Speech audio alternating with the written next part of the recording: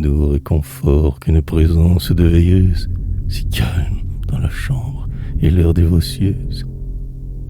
Œil vigilant que le malade sans sursoit, lumière humble, discret dévouement qui se voile, de porcelaine ou de cristal, ici tient quoi? L'arté qui s'atténue, on dirait une étoile dans de l'eau, dans du tulle inviolable, un lys.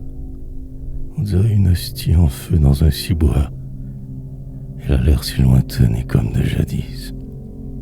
C'est à peine si l'ombre autour d'elle se moire et se dilate en une argentine pâleur. Vague contagion de son halo placide, accroissement de ses linges de sacré cœur. Alors c'est assez pour que l'ombre enfin s'élucide. L'ombre dont le malade a peur comme un enfant.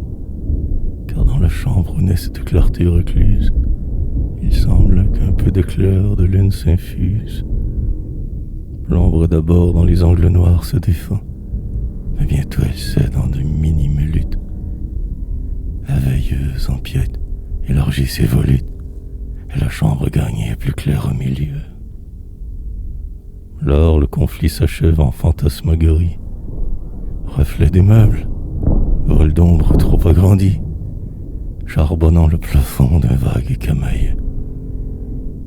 Par le malade aussi que la clarté ranime, sans ce reflet en lui des choses d'alentour, et le jeu noir de toute cette pantomime imageant son cerveau dans l'attente du jour. La veilleuse à son tour le distrait, le renseigne.